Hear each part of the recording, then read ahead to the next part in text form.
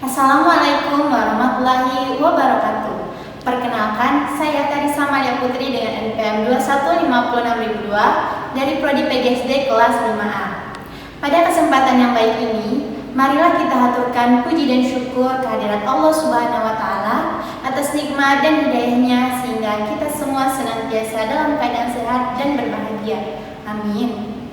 Teman-teman yang berbahagia, pada kesempatan kali ini saya akan menyampaikan pidato mengenai bagaimana sih cara mencintai diri sendiri atau sering disebut dengan self-love. Pada zaman sekarang, kebanyakan manusia sulit untuk menerima dirinya sendiri. Bahkan, mirisnya, manusia lebih sering mencaci dan membenci dibandingkan menerima dan mencintai diri sendiri. Padahal dibanding membenci, mencintai diri sendiri atau sering disebut dengan self-love itu jauh lebih bermanfaat loh teman-teman. Tapi sebelumnya, teman-teman tahu tidak self-love itu apa? Self-love adalah menghargai diri atau mencintai diri sendiri. Hal ini disebut baik untuk kesehatan mental karena dapat membuat seseorang berpikir jauh lebih positif. Lalu, kenapa sih kita harus self-love? Alasannya tentunya agar kita lebih bahagia, dan bahagia adalah kunci menjalani kehidupan. Self-love memiliki banyak sekali manfaat loh teman-teman. Di antaranya bisa tampil percaya diri, meningkatkan kualitas diri, menghargai kekurangan diri, menerima diri sepenuhnya, dan selalu bersyukur.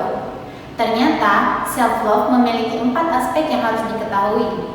Yang pertama ada self-awareness, adalah kesadaran diri seseorang terhadap proses berpikirnya.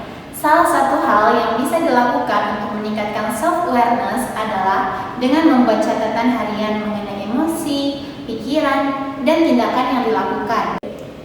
Yang kedua, ada self-worth, adalah keyakinan diri seseorang terhadap dirinya. Jadi, seseorang tidak perlu melakukan kegiatan tertentu atau memenuhi kriteria untuk merasa berharga. Yang ketiga, self-esteem. Berbeda dengan self-worth, self-esteem ini lebih terikat pada pencapaian dan kualitas yang dimiliki oleh individu. Self-esteem ini dapat meningkat jika seseorang memiliki self-worth yang baik. Self-esteem itu posisi di mana seseorang merasa nyaman dan puas terhadap dirinya sendiri. Yang keempat ada self-care, adalah tindakan yang dilakukan oleh seseorang untuk menjaga kesehatan dirinya. Yang biasa dilakukan adalah melakukan hal-hal yang ia sukai. Nah, salah satu contoh self-care yang sering dilakukan oleh banyak orang adalah me time atau menghabiskan waktu bersama diri sendiri. Misalnya, menonton film, mendengarkan musik, menonton bioskop, pergi ke mall, keliling ke tempat-tempat yang bagus, dan lain sebagainya. Tapi selain me time, ternyata contoh self-love itu banyak loh teman-teman. Misalnya, self-reward, selalu mengawali hari dengan berpikir positif, membuat perencanaan diri, mengenali kebutuhan diri, dan selalu bersyukur. Di antara yang telah disebutkan tadi, teman-teman sudah melakukannya belum? Kalau begitu, ini dia tips untuk self-love. Yang pertama, kenali diri sendiri. Yang kedua, jangan bandingkan diri dengan orang lain. Yang ketiga, jangan khawatir terhadap pendapat orang lain. Yang keempat, ingatlah bahwa tidak ada manusia yang sempurna. Yang kelima, kenali diri sendiri untuk dievaluasi. Yang keenam, kenali orang-orang dan bergaul dengan orang-orang yang baik agar membawa pengaruh yang baik. Yang ketujuh, yang terakhir, ingatlah dan selalu ingatlah bahwa kamu berharga, telah terlahir ke dunia ini.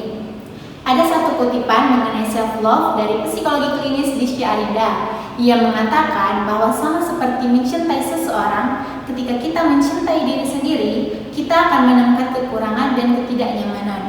Dan justru, true self-love itu adalah ketika kita menerima diri kita di saat kita tidak nyaman dengan diri sendiri.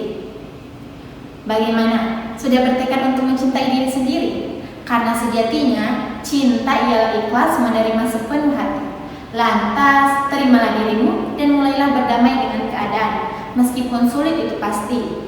Dan sebelum mencintai orang lain, cintailah dirimu sendiri, agar nantinya tidak saling menyakiti. Jadi, ayo biasakan self-love. Sekian yang dapat saya sampaikan. Mohon maaf apabila terdapat kesalahan kata. Terima kasih atas perhatiannya. akhir kata saya ucapkan, Assalamualaikum